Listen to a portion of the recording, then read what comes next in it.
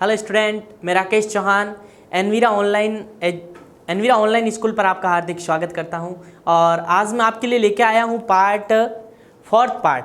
इससे पहले हमने इस यूनिट के 4 पार्ट पढ़ लिए थे।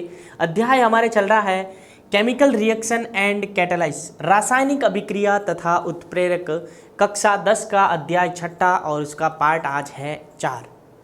मैं एक बार बताना चाहूँगा, अगर आप नए हैं तो पिछले पार्ट ज़रूर देखें, जिससे ये पार्ट समझने में आपको आसानी होगी। इससे पहले वाले पार्ट में हमने अभिक्रियाओं के प्रकार हमारे चल रहा था टॉपिक, तो वहाँ पे हमने पढ़ा था अपघटनीय अभिक्रियाएं। ये मुख्यतः 3 प्रकार की होती है। अपघटन का अर्थ मैंने वहाँ बताया था टूटना। 3 प्रकार से टूटते हैं, प्रकाश, वैद्युत और ऊष्मा। ये 3 प्रकार है जिससे अभिकारक टूट कर क्या बनाते थे, उत्पाद बनाते थे। तो हम पढ़ेंगे वेग के आधार पर अभिक्रियाओं के प्रकार। वेग के आधार पर अभिक्रिया 2 प्रकार की होती है। एक होती है मंद अभिक्रिया और दूसरी होती है तीव्र अभिक्रिया। तो एक प्रकार हम पढ़ेंगे मंद अभिक्रिया,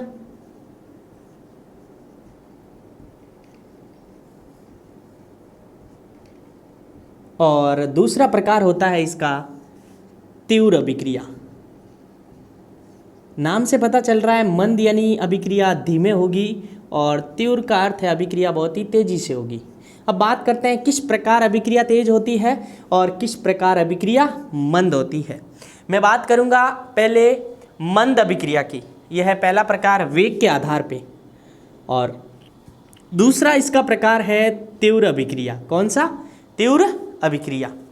मंद यानी नाम से पता चल रहा है ऐसी रासायनिक अभिक्रिया, यानी अगर आपको अभिक्रिया का नॉलेज नहीं है तो पार्ट 1 और 2 में जाके जरूर देखें। मैं बात कर रहा हूँ मंद अभिक्रिया की, यानी ऐसी रासायनिक अभिक्रिया जिसमें अभिकारक बहुत समय लेते हैं उत्पाद बनाने में, यानी अभिक्रिया धीमी गति से होती है। अभिक्रिया कैसे होती है? धीमी गति से होती है, और उन्हें होने में कई दिन, कई महीने, कई वर्षों तक लग सकते हैं। वह कौन सी अभिक्रिया होगी? मंद अभिक्रिया। और बात करूं तीव्र अभिक्रिया की, तो ऐसी रासायनिक अभिक्रिया जो बहुत ही कम समय में पूरी हो जाती है, उसे क्या कहेंगे? तीव्र अभिक्रिया। मैं बात करूं मंद अभिक्रिया की, तो इसकी डेफिनेशन क्या होगी? इधर ध्यान देना। इनकी डेफिनेशन होगी इस प्रकार की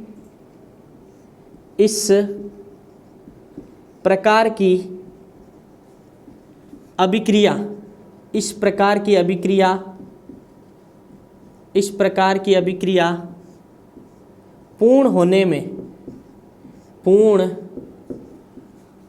में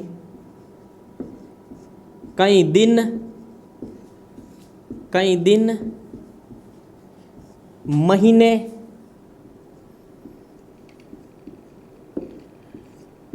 वर्षों तक लग जाते हैं।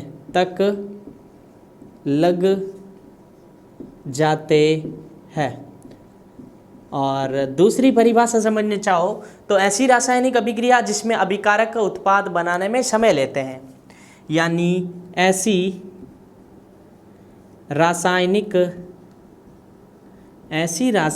अभिकारक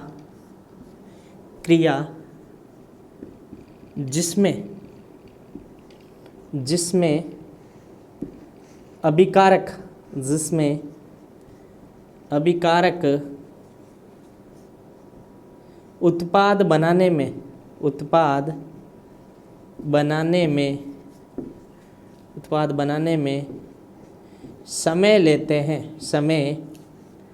समय लेते हैं। यानी अभिकारक से आपको उत्पाद तो मिलेगा, लेकिन क्या लगेगा? समय लगेगा। अब बात करूं ऐसी कौन सी अभिक्रिया हो सकती है, तो हमारे दैनिक जीवन, यानी आप दैनिक विज्ञान पढ़ रहे हो तो दैनिक जीवन में आपने देखा होगा लोहे पर जंग लगना इसका सबसे बेस्ट उदाहरण है। लोहे पर जंग लगना, लोहे पर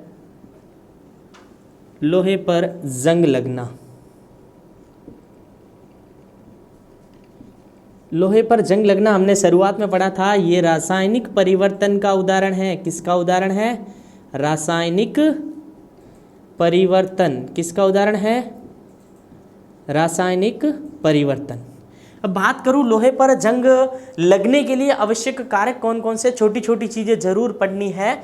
यानी किसके कारण लोहे पर जंग लगता है, एक तो वहाँ होनी चाहिए नमी, क्या होनी चाहिए, नमी, तथा दूसरी मौजूद होनी चाहिए नमी तथा वायु, क्या होनी चाहिए, ये दो चीज़ें होनी चाहिए, एक होनी चाहिए नमी और दूसरी होनी चाहिए वायु। अगर ये दोनों कारक उपस्थित है तो लोहे पर क्या लग जाएगा, जंग लग जाएगा। और एक बात आपको और बताना चाहूँगा, लोहे पर जंग लगने से उसका भार बढ़ता है, उसका भार बढ़ता है, क्या होता है उसका भार, उसका भार बढ़ता है। अब लोहे पर जंग लगना अभिक्रिया कैसे होगी, 4Fe plus 3O2 plus 6H2O, यहाँ पे बनेगा 2Fe2O3 3H2O, क्या बनेगा 3H2O, इसे कहते हैं जंग, क्या कहते हैं जंग। अब मैं बात करूं, आप खुद देख सकते हो जंग लगने में काफ़ी समय लगता है। अगर लोहे को खुला छोड़ते हैं वायु और नमी की उपस्थिति में तो क्या लग जाता है, लोहे पर जंग लग जाता है। और यह किस प्रकार की अभिक्रिया का उदाहरण होगा, मंद अभिक्रिया। तो अब हम पढ़ेंगे तीव्र अभिक्रिया। मंद अभिक्रिया को हमने एक उदाहरण के माध्यम से समझा कि लोहे पर जंग लगना किस प्रकार की अभिक्रिया है, तो आपका आंसर होना चाहिए मंद अभिक्रिया, क्योंकि लोहे पर जंग लगने में क्या लगता है, समय लगता है। और ऐसी रासायनिक अभिक्रिया जिनको पूर्ण होने में क्या लगता है, समय लगता है, उन्हें आप क्या कहोगे, मंद अभिक्रिया। अब बात करते हैं हम तीव्र अभिक्रिया की। कौन सी अभिक्रिया, तीव्र अभिक्रिया। और नाम से पता चल रहा है तीव्र का अर्थ होता है बहुत ही तेज होना, यानी कम समय लगेगा इसको पूर्ण होने में। तो मैं दूसरा प्रकार पढ़ा रहा हूँ अभिक्रिया का, वेग के आधार पर तीव्र अभिक्रिया। तो इस प्रकार की रासायनिक अभिक्रिया, इस प्रकार की रासायनिक अभिक्रिया को, इस प्रकार की रासायनिक अभिक्रिया को पूर्ण होने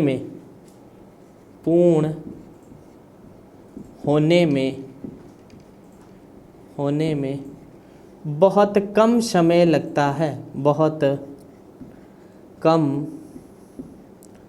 समय लगता है, बहुत कम समय लगता है, अर्थात तीव्र गति से पूर्ण हो जाती है, तीव्र गति से पूर्ण हो जाती है, तीव्र गति से पूर्ण हो जाती है, उसे आप क्या कहोगे, तीव्र अभिक्रिया, तीव्र अभिक्रिया। तो ऐसी रासायनिक अभिक्रिया जो पूर्ण होने में बहुत ही कम समय लेती है, उसे आप कौन सी श्रेणी में डालोगे, तीव्र अभिक्रिया। नाम से पता चल रहा है, यानी कुछ रासायनिक अभिक्रिया ऐसी होती है विज्ञान में जो बहुत ही कम समय में पूर्ण हो जाती है। जैसे आपने उदासीनीकरण अभिक्रिया का उदाहरण पढ़ा होगा, ये इसी की श्रेणी में आता है, उदासीनीकरण। ये किस प्रकार की अभिक्रिया है, ये एक तीव्र अभिक्रिया।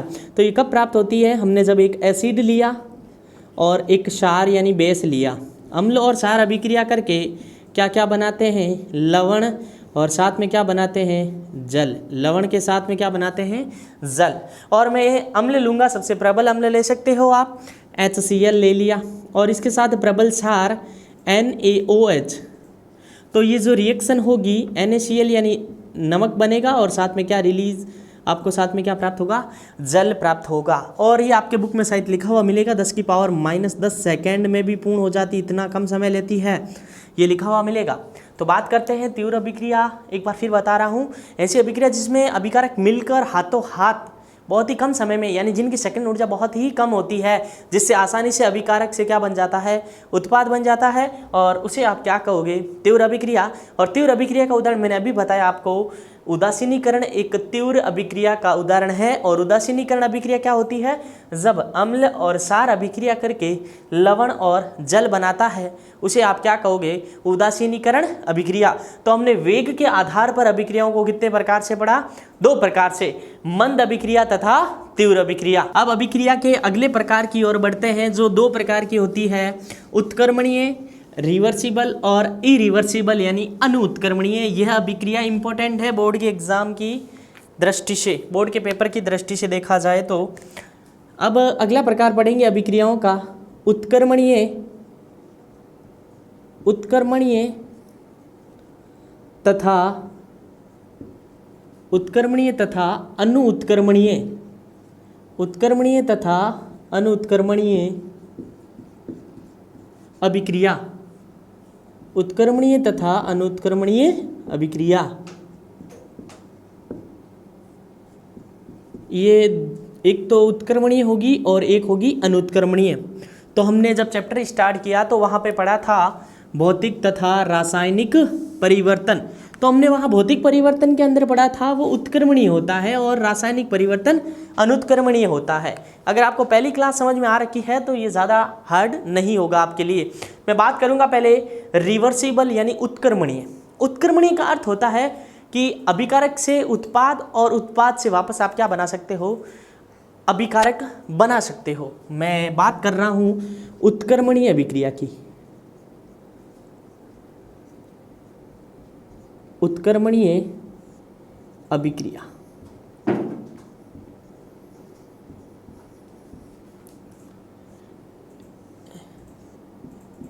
यानी ऐसी रासायनिक अभिक्रिया जिसमें अभिकारक से उत्पाद और उत्पाद से वापस क्या प्राप्त हो सकता है, अभिकारक। ऐसी रासायनिक अभिक्रिया, ऐसी रासायनिक अभिक्रिया, ऐसी रासायनिक अभिक्रिया जिसमें अभिकारक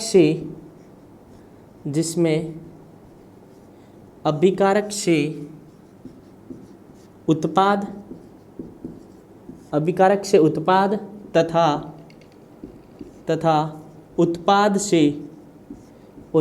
से पुनः अभिकारक प्राप्त हो जाता है, उन्हें उत्कर्मणीय अभिक्रिया कहते हैं। उत्कर्मणीय अभिक्रिया कहते हैं ऐसी रासायनिक अभिक्रिया जो अभिकारक मिलकर उत्पाद बनाएंगे और उत्पाद वापस अभिकारक बन सकते हैं। यानी आप यहाँ पे कह सकते हो यह अभिक्रिया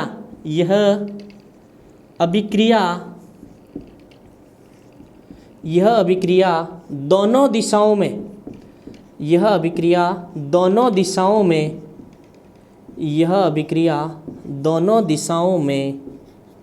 होती है, केवल एक दिशा में नहीं होती है। इसे आप है ना ऐसे व्यक्त कर सकते हो, दोनों दिशाओं में होती है। यानी मैं बताना चाहूँ, अगर अभिकारक है आपके पास, वो अभिकारक किसमें कन्वर्ट हो गया, उत्पाद में, और वापस इस उत्पाद से क्या बनेगा, अभिकारक, यानी A+B आपने प्राप्त किया C+D, और यहाँ पे ये C+D से वापस प्राप्त हो सकता है, C+D से वापस A+B। यानी मैं ऐसे लिख दूं इसको, और इसको वापस कैसे लिख दूं, ऐसे। यानी ऐसी रासायनिक अभिक्रिया जो अग्र और पश्च, केमिस्ट्री की लैंग्वेज यूज करना चाहो, जिसमें जो अभिक्रिया अग्र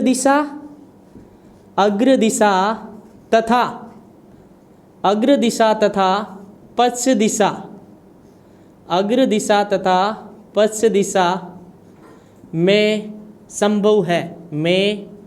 संभव है, यानी जो आगे भी होती है और पीछे भी होती है, अग्र दिशा और पश्च दिशा दोनों दिशाओं में संभव होने वाली अभिक्रियाओं को उत्कर्मणीय अभिक्रिया कहते हैं। बात करेंगे अब हम अनु उत्कर्मणीय अभिक्रिया की, और उत्कर्मणीय अभिक्रिया का आप उदाहरण ले सकते हो, पहले बता दूं, जल।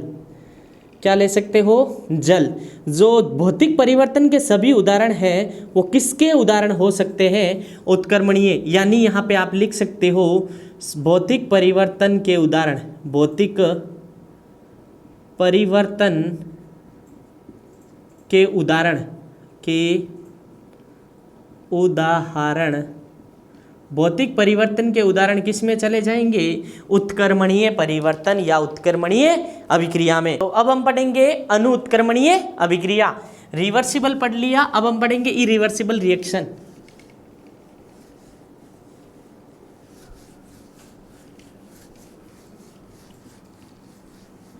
अणु उत्क्रमणीय अभिक्रिया क्या होती है इसकी बात करते हैं। अणु उत्क्रमणीय, जिसको उत्क्रमणीय समझ में आ गया उसके लिए इजी है।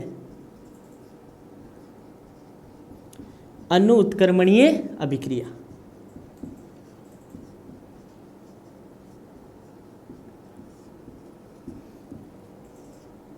तो जो अभिक्रिया दोनों दिशा में होती है उसको आपने उत्क्रमणीय बोल दिया, तो इसको क्या बोल सकते हैं? इस प्रकार की रासायनिक अभिक्रिया, इस प्रकार की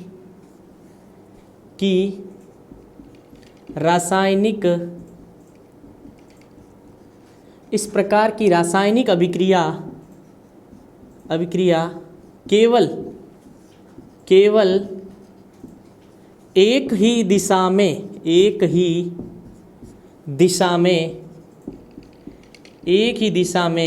होती है, एक ही दिशा में होती है।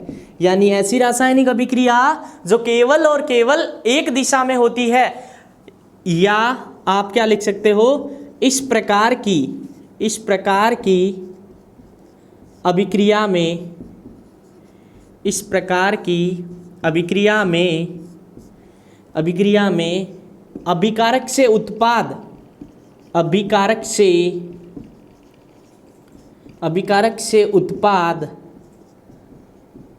बन जाते हैं,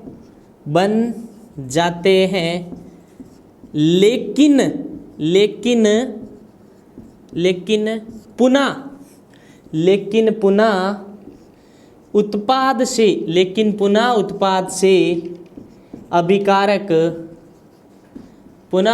से अभिकारक नहीं बनते हैं, उसे आप क्या कहोगे? अणु उत्क्रमणीय अभिक्रिया।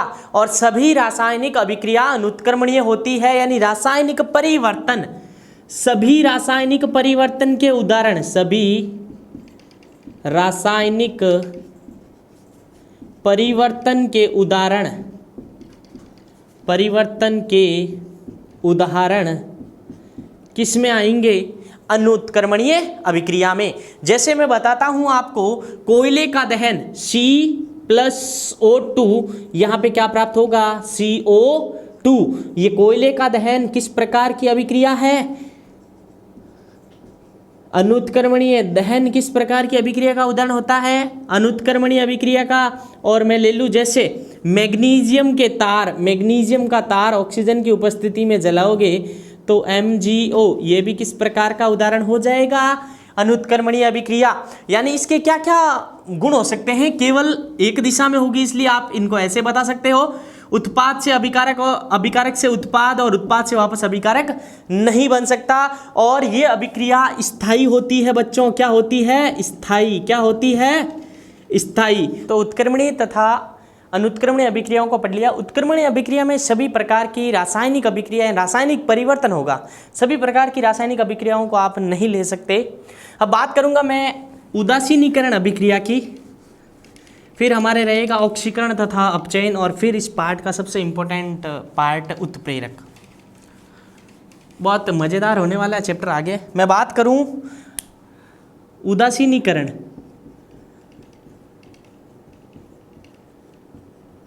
उदासीनीकरण अभिक्रिया। तो उदासीनीकरण अभिक्रिया में क्या होता है कि एक प्रबल अम्ल और एक प्रबल क्षार, दोनों चीज़ प्रबल होगी तब हमें मिलेगा उदासीन यानी लवण, और साथ में मिलता है जल।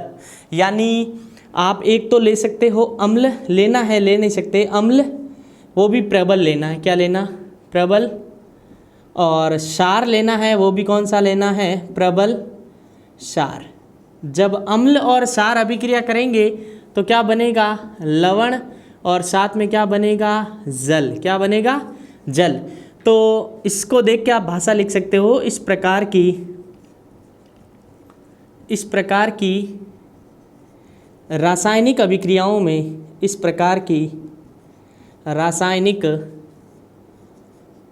अभिक्रियाओं में, इस प्रकार की रासायनिक अभिक्रिया में प्रबल अम्ल तथा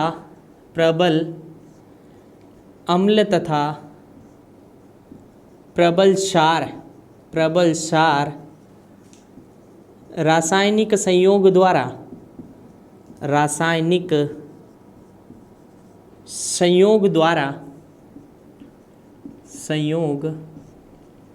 द्वारा लवण तथा जल बनाते हैं। क्या बनाते हैं? लवण तथा जल बनाते हैं। और एक प्रबल अम्ल आपने हाइड्रोक्लोरिक ले लिया, प्रबल क्षार सोडियम हाइड्रोक्साइड ले लिया, तो क्या बनेगा? NaCl यानी साधारण नमक, और साथ में क्या बनेगा? जल। आप इसे बोल सकते हो सोडियम क्लोराइड, या इसे बोल सकते हैं साधारण नमक या टेबल साल्ट, साधारण नमक। और यहाँ पे ये हो जाएगा सोडियम हाइड्रोक्साइड,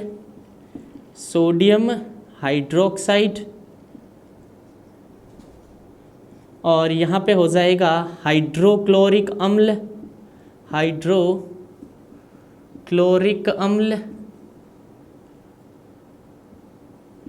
अम्ल, क्षार और लवण, और यहाँ पे ये हो जाएगा जल का। तो आप किसी भी प्रकार का अम्ल और एक क्षार लेके जब भी मिलाओगे तो उदासीनीकरण अभिक्रिया होगी। इसके भी अलग अलग प्रकार के हो सकते हैं। जो प्राप्त होने वाला लवण है अम्लीय हो सकता है, क्षारीय हो सकता है, वो कंडीशन अलग अलग होती है। तो उदासीनीकरण अभिक्रिया में आपको केवल इतना ही याद रखना है कि ऐसी रासायनिक अभिक्रिया जिसमें एक strong acid and strong base प्रबल अम्ल और प्रबल क्षार क्रिया करते हैं तो लवण तथा क्या बनाते हैं? जल बनाते हैं। तो आज की क्लास में हमने उदासीनीकरण अभिक्रिया को पढ़ा, और फिर पढ़ा था इससे पहले उत्क्रमणीय और अनुत्क्रमणीय, और उससे पहले पढ़ा था मंद और तीव्र अभिक्रिया। आगे आने वाले क्लासों में हम पढ़ेंगे ऑक्सीकरण क्या होता है, अपचयन क्या होता है, उनको उदाहरण के माध्यम से समझेंगे। धन्यवाद।